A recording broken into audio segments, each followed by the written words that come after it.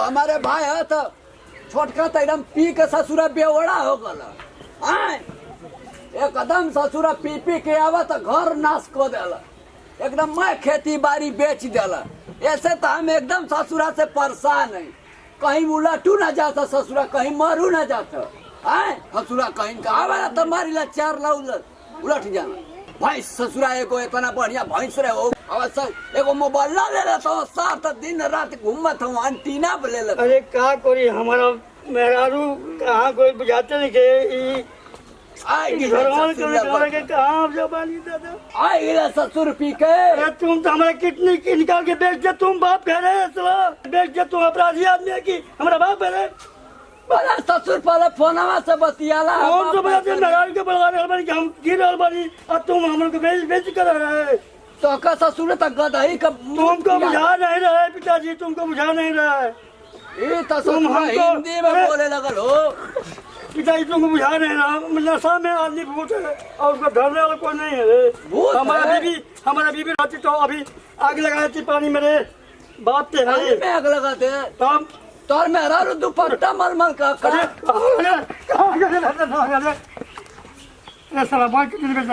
अभी मारे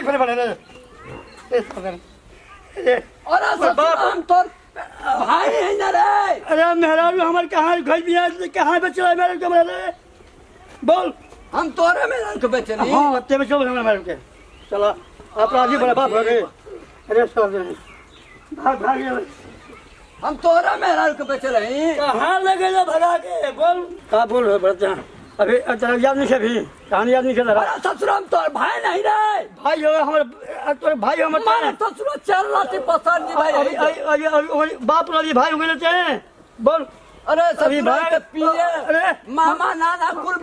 हम ठीक है हमारी दवाई पे तुम बाप हो तो दवाई पे ये मेहरारू कहना हमारा बेचा नहीं महाराज क्या करिए मरबो करवा ससुर कहा था कि हमारे मेहरारू के बेच डाला बर्बाद तो दोनों अखियां निकाल के रख दे। अरे गाना क्या बेच रहा है गाना वहाँ। अरे तो मन करता कि मार मार के नशा तो ढील कर दी रे। कितना पियले हो रे तू? अरे हम तो 50 बोतल पीले बने बेटा हमारा बुझा जा रहे। चलो चलो दी चल हट कहाँ ये हटो दी हट। अरे सब मैं कहना हमारे देखे ना तू तोर गाना बेच डाली। अरे ससुर है तो उलाट के मुँह दे तो के एवढा बड़ा असं तो सारा अमेरिका में थी एवढा एवढा क्या बोल लगन बाबूजी अरे छोड़ दो पिया कुछ नहीं है कुछ बोली है गाना तो बेच ले गाना बेच ले बता बोला भाभी गाना ही बेच ले बड़ान भाई गाना बेच पी गई नहीं हां हम ना ये ससुर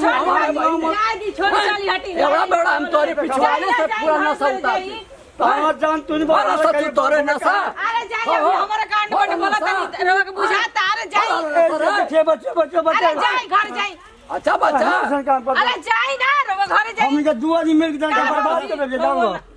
दुआ नहीं मिल के बर्बाद कर अरे छोड़ दी ना अरे जान लो तो मार लगियन सनकल बनन सनकल बता। अरे जाई रहुआ जी जैसे अरे तू हमार जनान ये कहां है मरे के बर्बाद कर बड़ के इनके के भगावो तो खेत घरे के सब तो चतर हम कर जाए हम ये भगवान अरे मेरा घर का बाबू रोज जाने ना पिया कर से लड़े लगी हम खाते उछल तो गधा मती वो देबे हे में तो के अदा ससुरा इधर परेशान कइले बा एको भाई बेवड़ा ससुर दांत कोड़ा पहले ना सिखा कर है अब सिखा के का पाई आ के कहत कि तू ने मेरा का गहना बेचले बड़ा ना मैं बेच पी गइलन ससुरा ओकर एलंक लगा दे कहत मेहरारू के बेच दिया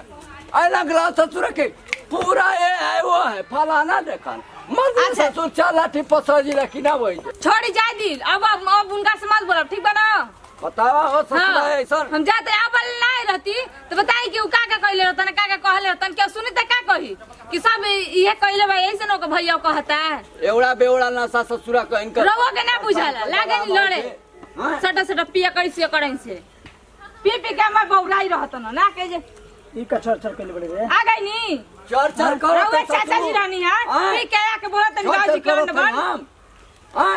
कहता रहा कि ज्यादा चाचा के ज्यादा चाचा तो चाचा ससुर घर में आग लगा देले तो कहानी तार को वही घर कही ना वही घर कहानी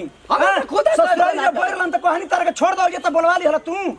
तो मेरे मेहरारू को अब बेच माने दिया। पियत पी पी के खाना बेच सुतत दिया। रहलन खात रहलन पियत रहलन आराम रहलन कोई अब तो- त गहनो का चोरी डाल दिहलन कि गाने पे चले बड़ा हम न तो हमार खोपड़ी सोना दिन बाबूजी ने तो कहते हैं कि बाबू जी हम बताते हैं पहले वो तो सब हमारा बाबा झगड़ा हो समझावल जाए हो। बताते वो हैं तो कुछ पहले नहीं ठीक बा चलो ना जाके समझला एवड़ा बड़ा के मार के मुंह दे हटाओ गबर गबर कहले तरे जेने जाके उठी को का बोल रहा हूं उनका से कौन की ना तो आवा बोला तला ससुरा पी के कहता मेरे मेहरारू को बेच दिया अंता बचन मत जैसे अंता मेरे में अरे ससुरावा तो अंता बचान ही निकाल दे अब ना भाई भाई कहबो अब ठीक लागत है अब देखे में मजा आता है ले जा ससुरा हो धीरे मुंह में लकड़ा घुस के लकड़ा? कपड़ा घुस के मुंह दे ठूस के मुंह ठुस दे के मुआ दी तू ना ठुस के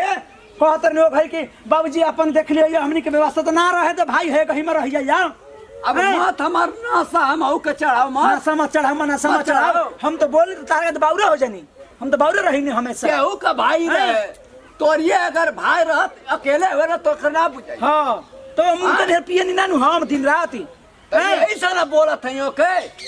घर बना सॉन्ग आ जाके पियत हतरे ससुर कहीं एवड़ा बेवड़ा। बार बार तारे कहानी के मान जा मान जा मान जा मान जा ना हमार भाई हो जाए तनी पियत नहीं बा अब ठीक लागत न बाबूजी ठीक लागत ए बाबूजी सुन ना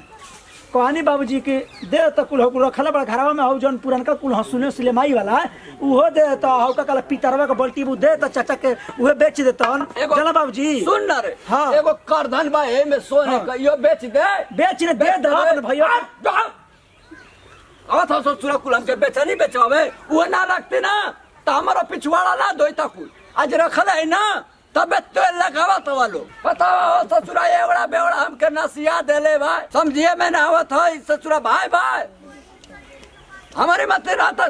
जोहर देखे ससुर के मुआ देती है ही जो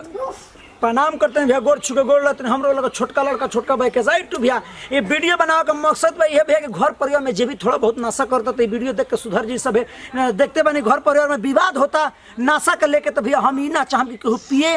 और जे भी पियाओ तो संसाथ में बैठ के तो ऐसा ना होके चाहे भैया 2 रुपया बचा के रखल जाए तो हमने के भविष्य खाते हमने के बेटा बेटी खातिर अच्छा रही भैया हमने घर द्वार खातिर अच्छा रही तो हम ही ना कहम कि भैया नशा करता था ओकरा के और ज्यादा करे ना भैया हम तो ये चाह वीडियो के बनावे का मकसद ये बा कि स्वच्छ बनावल जाओ और स्वच्छ रहल जाओ अपना के और नशा मुक्त होकर जाओ भैया तो ये देखते बनी घर परिवार के कहानी भी है भैया और ज्यादा कुछ ना कहो ज्यादा मैं बोल रहा हूँ तो करके दिल बना ले मगर खास खबर भैया कि हमारा खेसारी टू डिजिटल वर्ल्ड और नेहा मैजिक वर्ल्ड का सब्सक्राइब कर ना भूलम आ बाबूजी के का ले बनी बाबूजी जानते बनी कि तनी मनी बाबूजी के माथा हैंग करे लगेला तो ऐसा भैया ना होके ज्यादा कुछ बोल रहा हो तो से हिंजा विदाई फिर अगला वीडियो में मिलल जाए जय जवान जय किसान भोजपुरी हमारा देश का शान कोना कोना पहुंचाओ भैया तनकी से भोजपुरी पहचान